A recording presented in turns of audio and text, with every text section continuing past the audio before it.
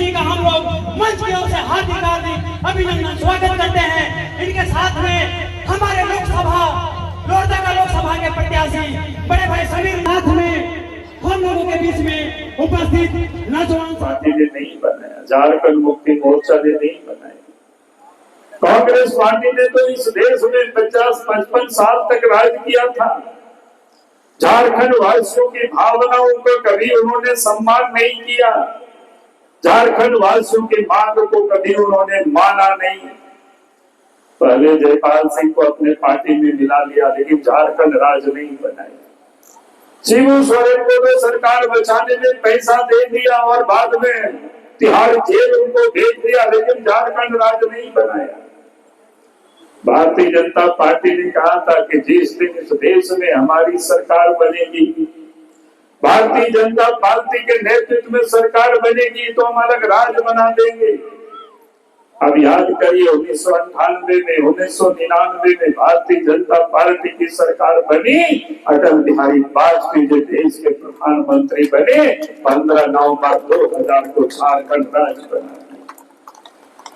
यानी आज ये जो झारखंड राज्य की भी देन है, किसने किया? भारतीय जनता पार्टी ने किया, अटल बिहारी वाजपेयी ने किया।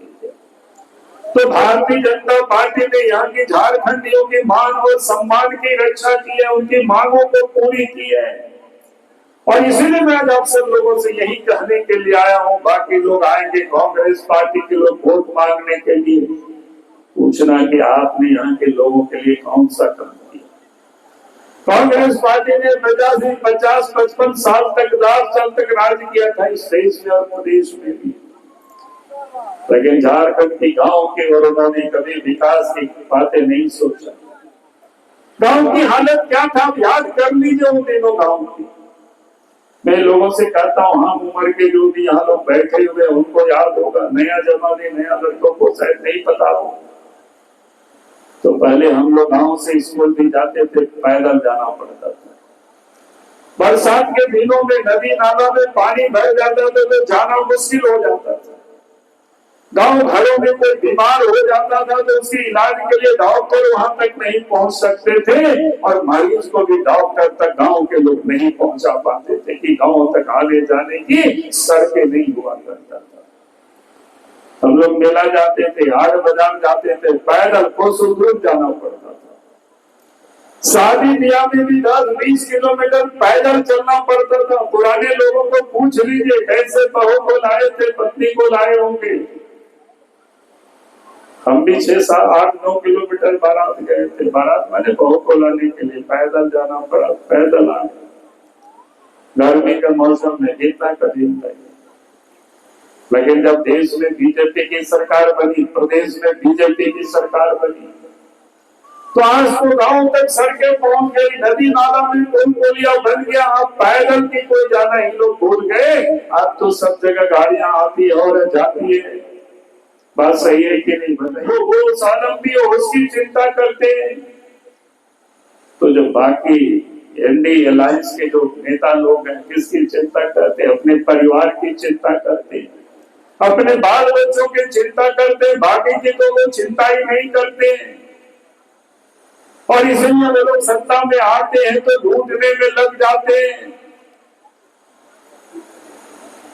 और इसलिए देखें, कोई लोग जेल में बंद है, कोई लोगों को बेल पर है, किसी को सजा हो गया है, लेकिन वो बेल पर बाहर है तो घूम रहे हैं और कहते हैं मोदी जी को प्रधानमंत्री नहीं बनने देना है। इसलिए मैं जब सब लोगों से यही कहने के लिए आया।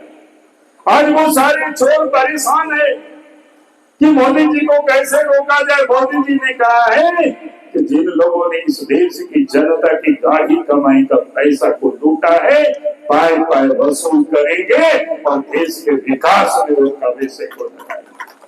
और उनसे लोग परेशान। और इसलिए मैं आप सब लोगों से यही कहने के लिए आया हूं, वैसे लोगों से हमें सावधान रहना चाहिए, वैसे नेता और पार्टियों से हमें सावधान रहना चाहिए। वो लोग क्या क्या बोलते हैं आप सब लोगों ने सुनाई। वो लोग क्या कहते हैं आजकल घूम घूम करके कहते हैं, कांग्रेस के लोग जेएमएम के लोग कहते हैं कि भाई हेमंत सोरेन को बीजेपी वालों ने बसा दिया। भाई बीजेपी वाले क्यों फंसाएंगे, वो खुद फंसेंगे। आप बताएं कि इस प्रदेश के वो जो मुख्यमंत्री थे और झारखंड में सब कुछ लूटते और लुटाते गए, उनके संरक्षण में, उनकी देख रेख में नदी नाला के बालू तक को उन्होंने नहीं छोड़ा। अगर आज नदी नाला से बालू अपना घर बनाने के लिए आएंगे तो पुलिस आपको पकड़ लेगी।